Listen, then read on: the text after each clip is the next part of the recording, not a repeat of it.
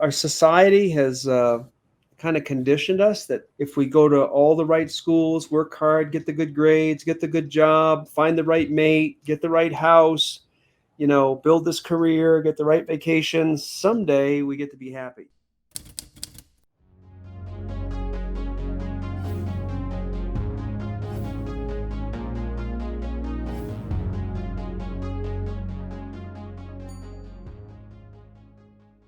Hello, and welcome to this week's episode of the Real Estate Investors Club podcast. I am here today with Eric Holsapple, who is associated with Living in the Gap, and he's going to tell us a little bit about his recent book and a little bit about his nonprofit. So, Eric, why don't you, by way of introduction, tell me a little bit about your journey through life that's led you to be on the show with me today? Yeah. So I graduated, I'm in Colorado. I graduated in the mid 1980s with an MBA and started in real estate. And I was immediately successful in real estate. I was a manager and then president of a North American division of an Australian company in my 20s, and was moved to Los Angeles and worked in Los Angeles, Denver, New Jersey, went to Boston, Georgia, Western Canada I had responsibility for, in Calgary and Alberta. And I had all the outward appearances of really great success, a six-figure salary, the Mercedes, the apartment. But I was a walking boarding pass. I hadn't been to wasn't working out. I was stressed. I was single, was overweight. I drank too much. And by my early 30s, I got a transfer to Boston, and I looked in the mirror. And I never forget the time. I looked in the mirror and just said, you got to make some changes. You're not going to be around very long. And I did. I lost quite a bit of weight, and I started working out. I was an athlete. I hadn't worked out in years, hadn't been to the gym. I started doing that again. I left that job, decided to apply for a PhD in economics program back in Colorado. I met my wife, and I found yoga. And it's like I was an athlete, but I'd become disassociated with my body. Like my body, Ken Robinson, an author I like, says, your body something you just carries your head from meeting to meeting, And I got back in that. And then a little bit after that, my older brother, who had been kind of estranged from the family, he's a poet, and my dad was a football coach. And they were like oil and water. And I watched my older brother take up meditation and come back to the family over a number of years. And then got back to my dad, and he opened my dad, and I felt like I got my whole family back again. And he said, "You want to try it?" I said, "Yeah, I'll try that." That looked like magic. It was the first time I saw one person change, and it changed the whole world. My dad didn't change. He was in his 70s. He didn't change at all. He changed a little bit. He softened in his older age, but anyway, so I tried it, and I had immediate results with it. And for years, I was a closet meditator. I didn't come out. I just did my practice and those kind of things in the morning, and then went on. But years later, people at my work started noticing a difference in me, and talking, and I just introduced different people that I worked with to some of the practices. Eventually, we started a seed group, just a monthly meeting. We read a book, and we called it Centering. Nothing as weird as meditation, but just before I knew it, the room was full. And really, the management committee got together and changed the mission statement or vision statement to mindfully creating community. That was a game changer. Everybody's involved in nonprofits. Has some, different varying. Everybody's different what they do. Not everybody meditates, but most people, there's a mindful theme, and everybody's really works on their families. And anyway, years later, I started a nonprofit called Living in the Gap, sharing that with other professionals. We train other professionals how to run their businesses more mindfully, and it's been a great ride. And then I wrote a book to kind of outline what we do, called Profit with Presence: The 12 Pillars of Mindful Leadership. That kind of outlines the program. Okay, so I want to hear, we're going to get into the book, but I first want to hear about your business and how, so I actually wrote the book called The Mindful Landlord. So I have been a closet meditator for, or not so closet meditator for a while. And I'm curious to hear about what does that translate into? Like, how do you help people integrate mindfulness in a professional context? So many I hear in the business. I mean, I just think they're at odds that the mindfulness community, not all, but some, there's a theme that money's dirty, and in the business community, mindfulness is woo woo. And, I just try to bridge that. And that, I say to the business community, well, the world is divided, distracted, can't make progress in key areas. That's woo woo to me. Mindfulness, if I boil it down to one word, is focus. What can I focus on what I choose to focus on to the exclusion of all else for a period of time, and notice when I can't. And that kind of, if I'm meditating, that might be my breath or a mantra. It could be a client that I'm with. When I go home, hopefully it's my family. If I'm in a sport, hopefully it's that. But because we can multitask, but we can't be conscious of everything we're doing. We can perform the operations, but we don't know we're there, and there's just such a qualitative difference in that. So I train, people, or teach people that, you focus on what you're doing at the moment as much as you can. And then, none of us are perfect at it. And when you're at work, focus on that. When you're home, focus on that. I teach a priority system called baseball. It says, listen, number one is your mindset. That's home plate. Get up in the morning, if you can in the morning, whatever your practices are. I promote gratitude, affirmation, a little meditation, we'll get mindful movement, yoga, but get your mindset right, because the pitcher is life. And we don't know what pitch we're going to get for that day. If it's going to be a pandemic or a tsunami, or I'm going to win the lottery, or they're going to storm the Capitol. I don't know what's going to happen that day, but I know my mindset is going to make all the difference in what happens to that. Then for me and different people, my 20s, my first base was career. But for me, my first base is family and friends. Do they have what they need for the day? That's my priority, because that's why I have a job. Second base is work. And if my family's taken care of when I go to work, I can really focus at work. I don't get drawn back, I can focus and be more efficient. I say, I could have the greatest job in the world, but if my family's a mess, it's not going to matter to me that much that I have the greatest job in the world, because I go to work to provide for my family. So that's second base, go to work and take care of that. And third base for me is community service, but not to the exclusion of my job or my family. I need to have it in the right priority. But I think if I prioritize right and I get the right mindset and I'm efficient and focused, I can do all those things, and they all reinforce each other.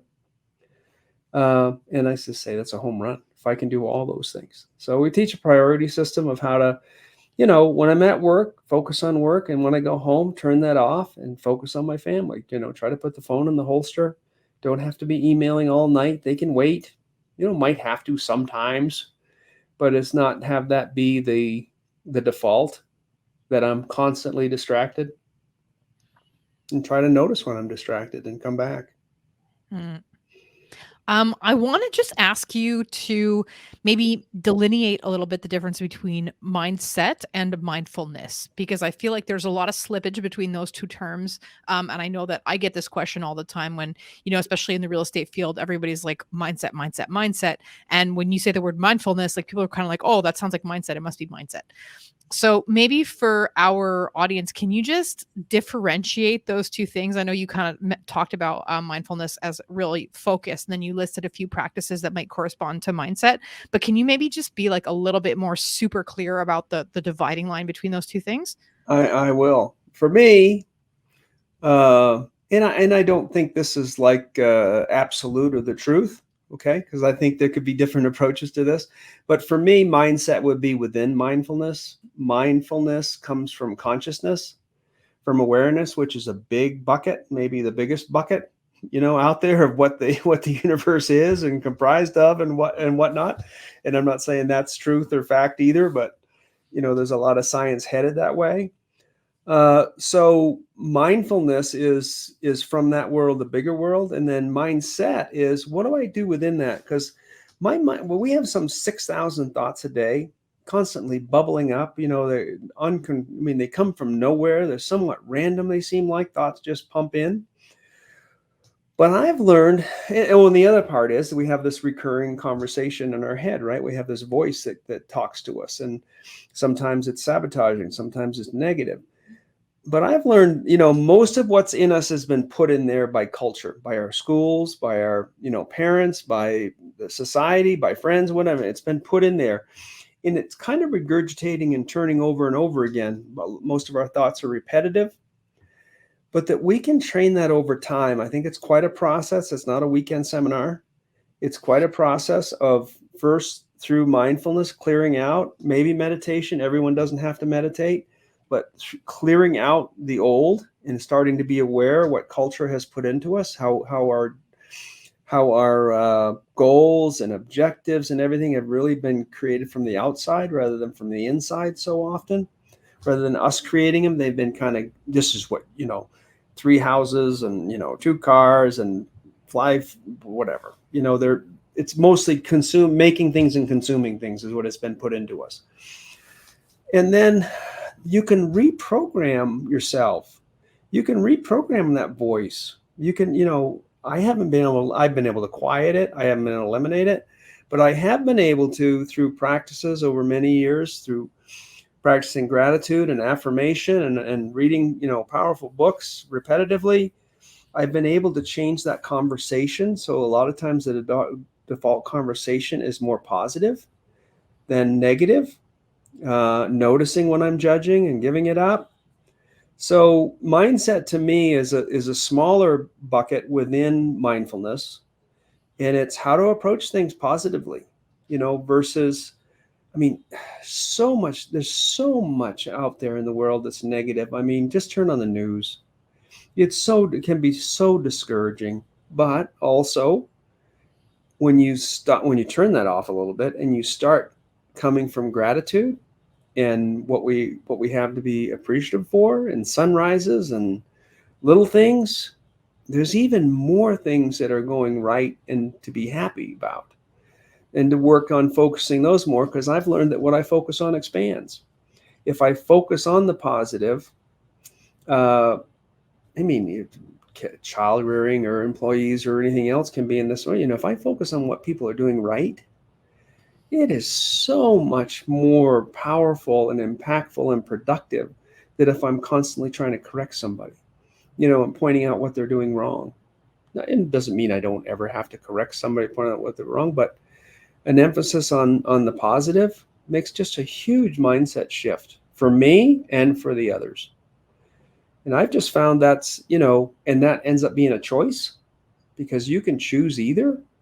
Happiness mindset is a choice you choose in each moment that you have. When you have these things come up to you, you can say, no, I'm going to choose this road. I'm going to choose this.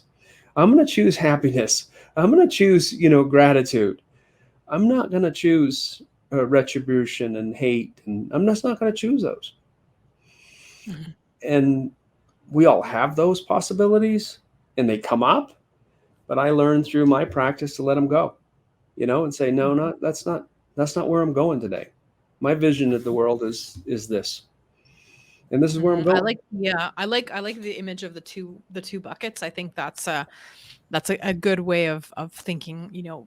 Mindfulness is like the container of consciousness, right? Which is like such a huge bag in terms of how do you work with consciousness in order to bring more things under the sphere of, your perception, I guess. And then we see mindset as a bit of a smaller kind of a bucket. So I like that explanation. And then becoming aware of our consciousness, because it's easy not to be. It's easy just to work, through thought. And that's a very limiting approach to life. Yeah, absolutely. Absolutely. Have you really been listening to the episode, or has your monkey mind been taking you off in one direction or another? Our mental habits can be our biggest assets or our biggest liabilities as we pursue certain goals. For me, the biggest performance gains have always come from training my mind. In my book, Mindful Landlord, I talk about how you can train your mind and how you can apply some of these strategies to your journey in the real estate field.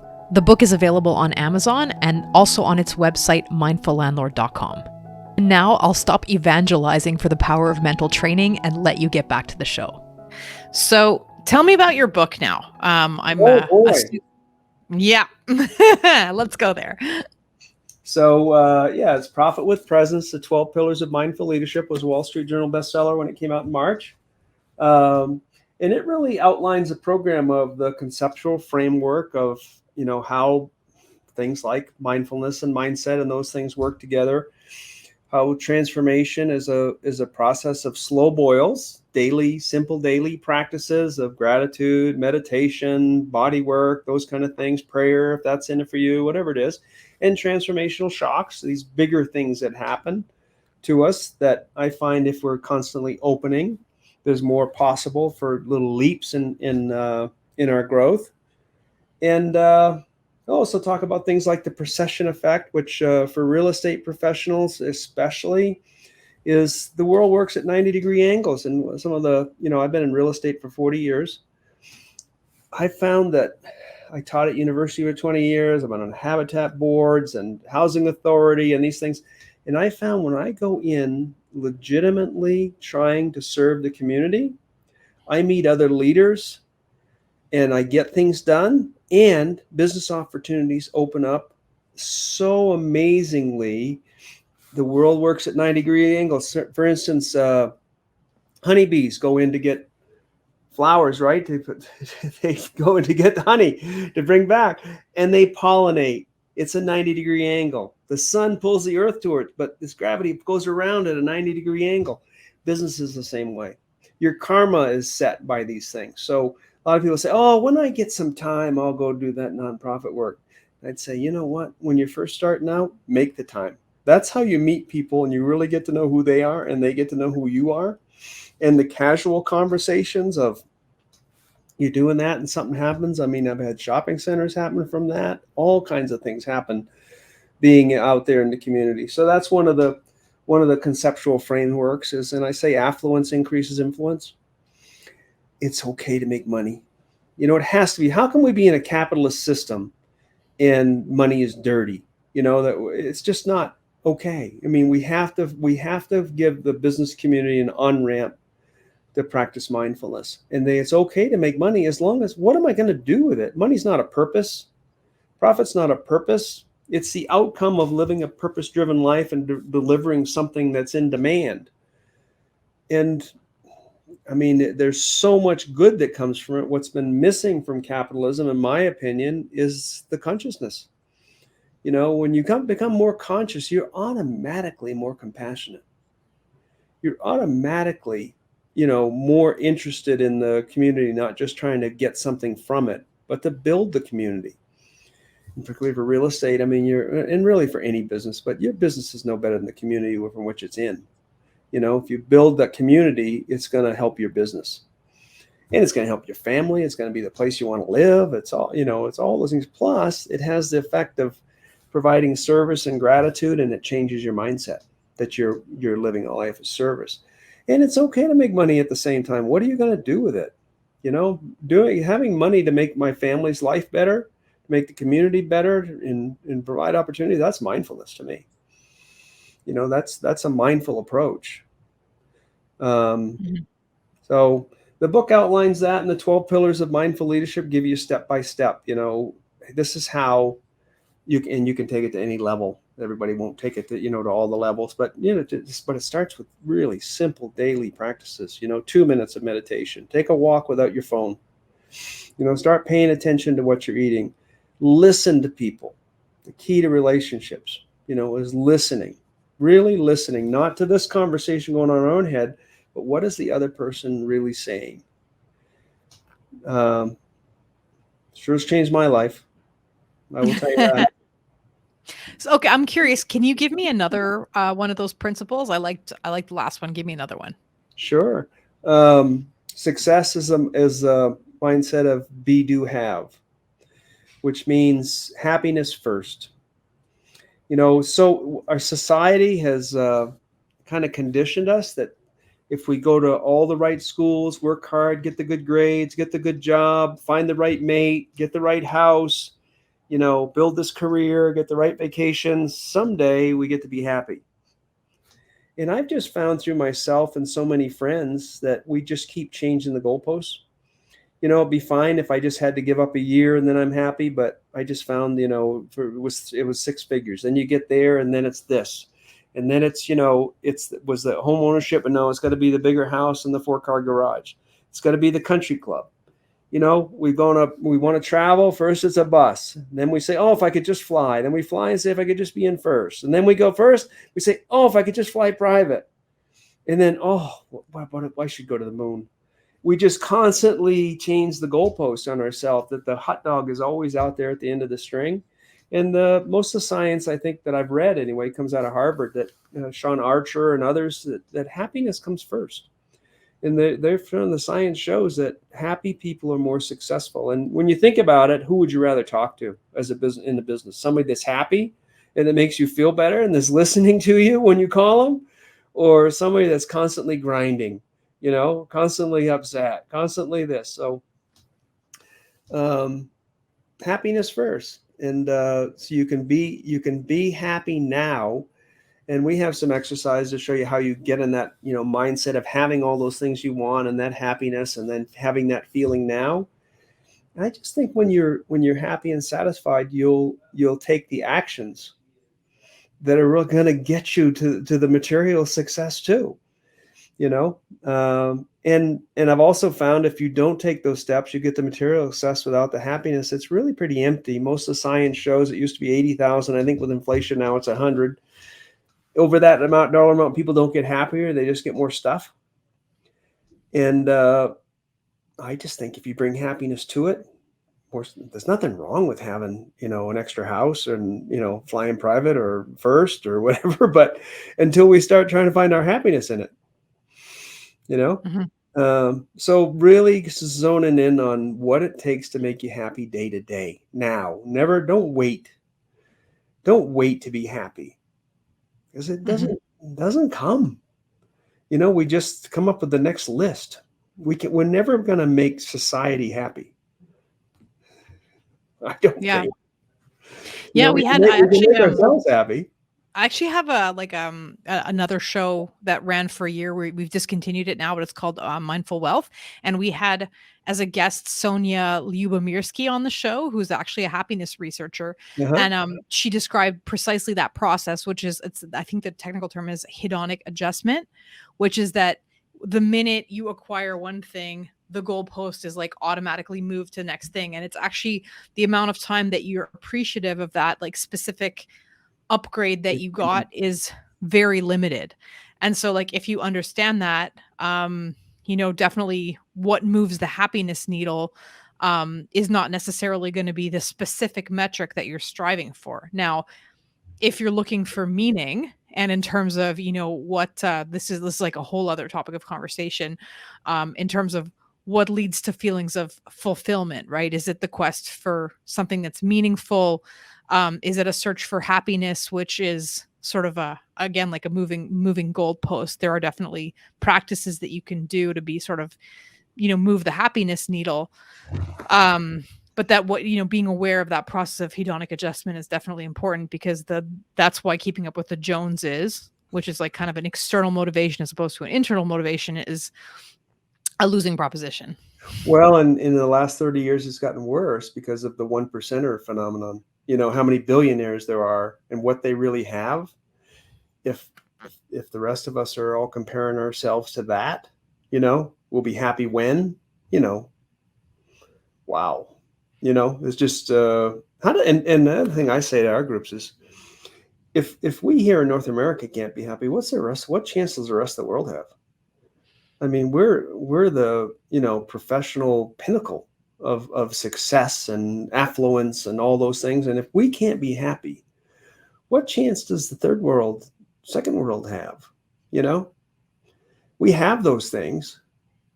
Well, all we have to do is flip a switch and come from a different place. Doesn't mean we don't want more improvement or more of this or changes or what of that. But I think you're more likely to get them if you come from happiness, gratitude, than you are if you come at them from disgruntledness and what you don't have.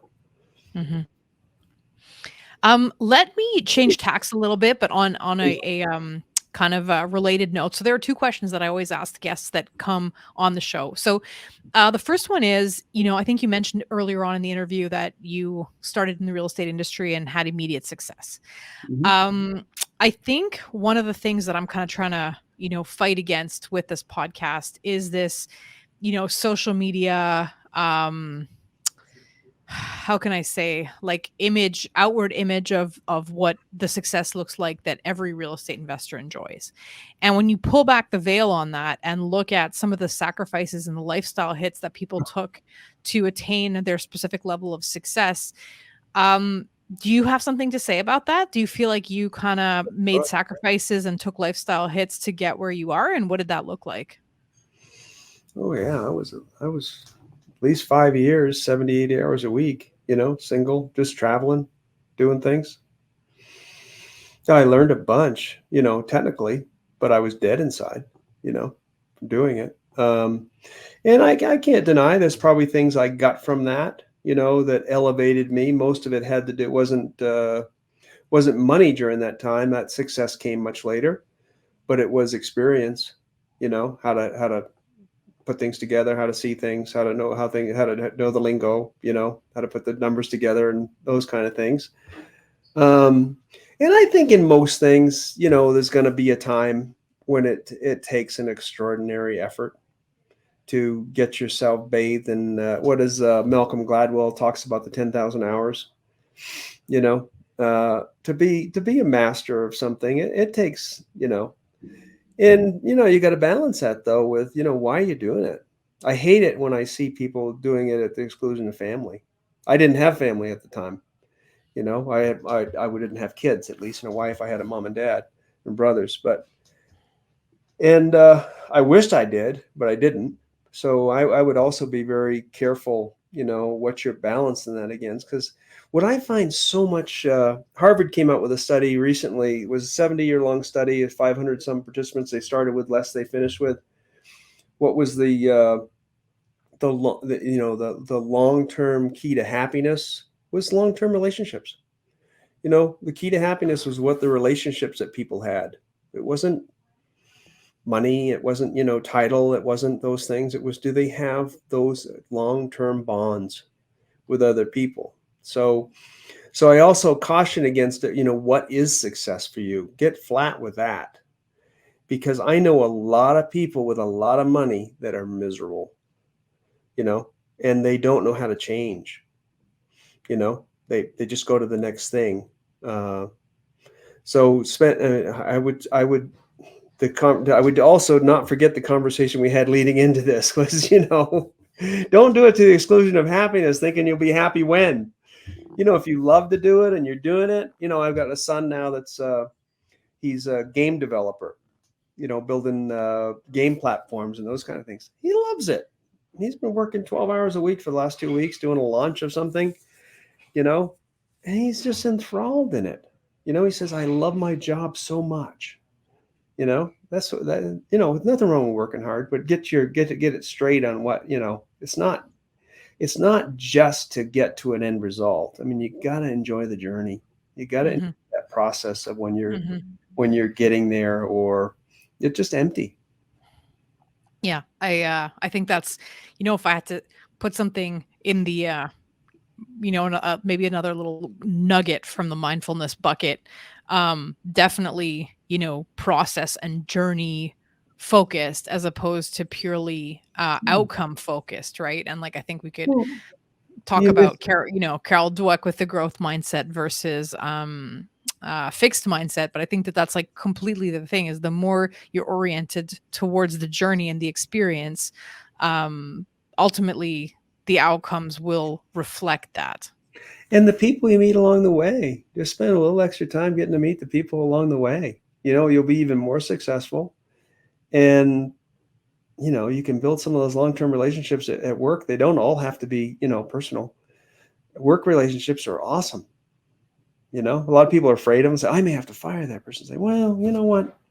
That can be done compassionately and mindfully if you have to do it. It doesn't mean you don't want to get close to people. I'm going to spend, most of my waking hours somewhere where I don't dare get close to people, because someday I may have to do something that's contrary to their best interest or something. I mean, that's a cop out, my regard, in my belief. Get to know the people that you're working with, and get to know the people you're don't have. Just this transactional world is pretty empty. So you can build some of those long-term relationships. Some of my best friends I work with, Yeah. Yeah. No, I definitely relate to that. Like, I think also, like, in my real estate business, like, part of the reason why I enjoy coming to work, or, logging into work, let's say, because how much do we actually physically come to work now? But are the fact that I get to have conversations with people who I have like great work relationships with. And for sure, there's a delineation to make between yeah. personal friends and family and work relationships, but that doesn't mean that those relationships are necessarily impoverished or of lesser value, or whatever it is. You can have awesome work relationships with people that I had and some of them are retiring now, so I'm losing some of them. But I had the same title person. He actually hired me out of college in 1984. He retired 2 years ago. CPA that I worked with since 1985, retired about that same time. Attorney that I've worked with since the mid 80s. He's still my attorney. I talked with him this morning. It's just fantastic. It's awesome. So yeah. All right, Eric, we're just about coming up on time. I want to just give you, one last opportunity to say anything that I would have missed, highlight something that I would have missed before we kind of do the send off. No, I would just say, if you have some interest in it, start small and be consistent. There's a lot of things you can do. A lot of people think meditation is not for them. I think usually they start with too long, too much. A couple minutes is fine. And if it isn't for you, find some other things. Mindful walk in nature, just an intention to it, that it can really change your whole life, and make your career worth having. That you can enrich your family in ways that you haven't even dreamed of yet. So just get started, start small and be consistent. Have a good intention. Little bit of something is better than a lot of nothing. Mhm. It's one of my favorites. And so how can our audience reach out to you? How can they learn more about what you do if they found this conversation interesting? Our website is livinginthegap.org. We have free resources there, book lists, some tapes, how to get started, all those kind of things. You can get the book on that, or it's available on Amazon. And the book would give you the outline of the programs that we run. We run a 9-month mindful leadership program for professionals in Northern Colorado that you can Zoom in, and you come in person half dozen times or something. But so just get started, do something. Well, Eric, thank you so much for taking the time to chat with me today, share some of this wisdom and experience with our audience. And for everybody who found this episode, of interest, inspiring, useful, please go ahead and share it. Do check out the show notes for the specific resources that Eric has shared, and tune in next week for another episode. Great. Thank you. Thanks for having me.